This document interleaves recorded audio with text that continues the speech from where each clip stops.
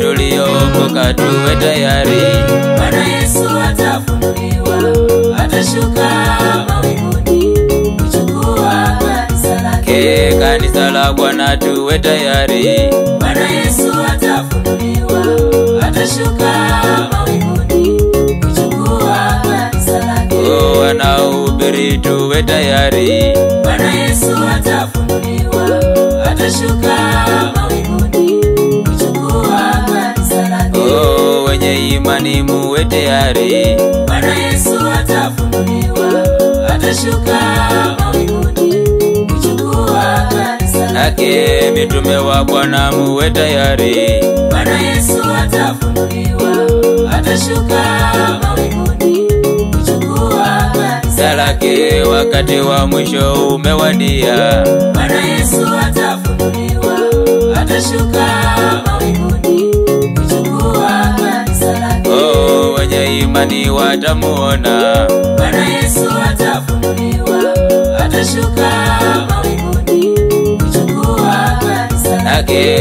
Wenye imani watamuona. Bwana Yesu atafunuliwa, atashuka mawinguni kuchukua kanisa lake.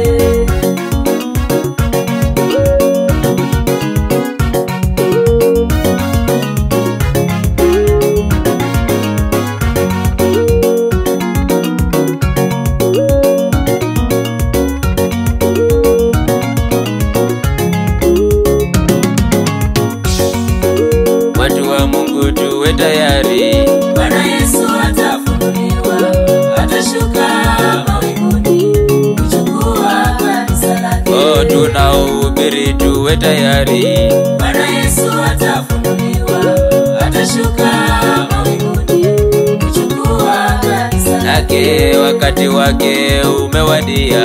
Bwana Yesu atafunuliwa, atashuka mawinguni kuchukua kanisa lake.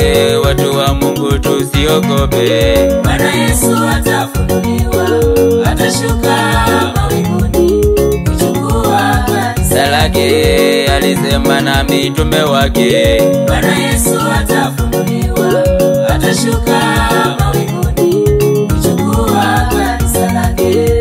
Petero wa kwanza 1:5. Neno la Mungu linasema, nanyi kwa imani mnalindwa na nguvu ya Mungu mpaka utakapofika wokovu ambao uko tayari kufunuliwa wakati wa mwisho. Neno la Mungu linatuambia kwamba wokovu wetu kama wa Kristo ambao tunamfuata mwana wa Mungu utafunuliwa siku ya mwisho, siku ambayo Yesu Kristo mwenyewe atakuwa amefunuliwa ili ya kwamba aje kunyakua kanisa lake.